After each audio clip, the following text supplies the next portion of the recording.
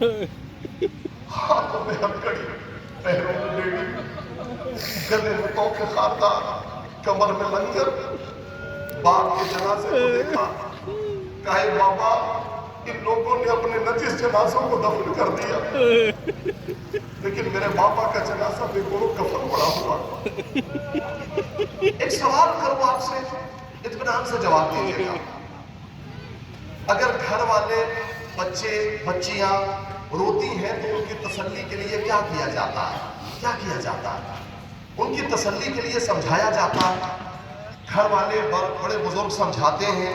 آج تک دنیا میں کہیں آپ نے دیکھا کہ کسی بچی کی تسلی کے لیے باپ کا کٹا ہوا سر لا کے لیا جائے؟ شاید میرا مجمع وہاں تک پہنچ نہیں سکا جہاں میں لے جانا چاہتا ہوں۔ آج تک کبھی آپ نے دیکھا کسی بچی کے بچے کی تسلی کے لیے باپ کا کٹا ہوا سر لا کے رکھا جائے؟ ایک ہی منظر ایسا تھا جب سکینہ کی آنکھ کھلی، باپ کا کٹا ہوا سر تھا۔ ایک بھی اماں کیسے تسلی پائی جائے؟ بابا کا کٹا ہوا سر آغوش میں۔ اللہ ان آوازوں میں رحمت حاصل، اللہ آپ کو کوئی غم نہ دے سوائے غم مظلوم کربلا کے۔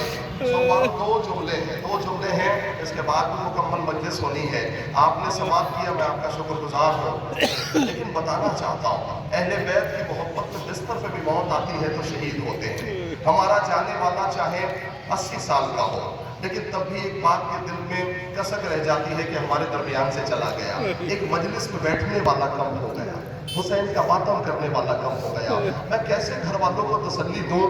بس ایک ہی جملہ کہہ سکتا ہوں، 11 محرم سے مسلسل 19 دن تک میں نے جب اہل بیت اطہار کو پڑھا تو یہ تاریخ میں ملا کہ 19 دن تک سیدانیاں اونٹ کی ننگی پشت پہ بیٹھی جس طرح جائیے گا جملے کو بار بار سوچئے گا، 19 دن تک سیدانیاں مسلسل اونٹ کی ننگی پشت پہ بیٹھی رہی۔ آپ نے سن لیا، ہم ادا کر دیا، لیکن میں وہاں تک پہنچانا چاہتا ہوں۔ سوگواروں 3 دن تک جناب ابو ذر غفاری اونٹ کی ننگی پشت پہ بیٹھ کر رفضہ تبدیل کیا گیا تھا 3 دن تک، لیکن جب وہاں اتارا گیا تو پیروں سے خون رس رہا تھا، پیروں کا گوشت الگ ہو رہا تھا۔ سوگواروں حسین کے چاہنے والوں مجھے انصاف سے بتاؤ، 19 دن میں زینب و ام کلثوم کی کیا کیفیت رہی ہوگی؟ ہاں ایک جملہ ضرور ملا، یہ 19 دن اور 3 دن دربار یزید کے باہر بیٹھنا۔ سید سجاد کے دل سے پوچھو کیفیت کیا ہوتی ہے؟ 3 دن دربار یزید کے باہر بیٹھنا، اور کیفیت یہ تھی بیٹھنے والوں کی کہ دن کی دھوپ اور رات کی شبنم برابر سے پڑتی تھی۔ ایک مرتبہ جب یزید نے کہا کہ ابھی دربار کو سجایا جا رہا، 3 دن تک جب دربار سجا دیا گیا، 700 کرسی نشین نہیں تھے۔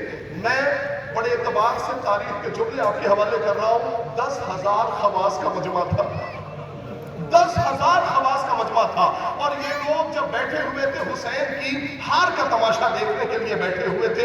اتنے میں یزید نے کہا اب علی کی بیٹیوں کو بلایا جائے، اب سید سجاد کو بلایا جائے۔ سوگواروں جگر پھٹ جائے گا، برداشت نہیں کر سکتے۔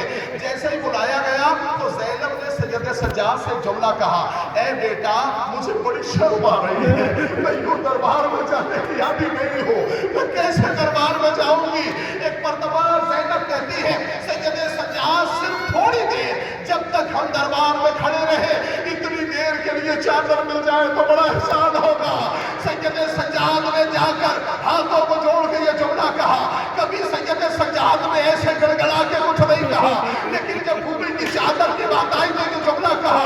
یزید نے کہا یہ ان کے بابا کا دربار نہیں ہے، ایک لمحے کے لیے بھی چادر نہیں ملے گی۔ زینب سے تاریخ کا جملہ ہے، سید سجاد سے کھڑا نہیں ہوا جا رہا تھا، دربار میں گھٹنیوں کے بل سید سجاد، گھٹنیوں کے بل جناب زینب پہنچی۔ اب جملہ سنیں میرے عزیزوں، دربار شاہد ہے، وہاں کی گلیاں شاہد ہے۔ جب کچھ دن کے بعد نبی کا ایک چاہنے والا جب شام کی گلیوں میں پہنچا تو پہنچنے کے بعد کہتا ہے کہ یہ کیسے لوگ ہیں، شامی کیسے ہیں کہ جو جانوروں کا خون دیواروں میں بہاتے ہیں، جانوروں کا خون دیواروں میں لگاتے ہیں، کچھ علی کے چاہنے والے آگے بڑھے، کہا یہ جانوروں کا خون نہیں ہے، یہ سید سجاد کا خون ہے، امام محمد باقر کا خون ہے، اس سے شام کی گلیاں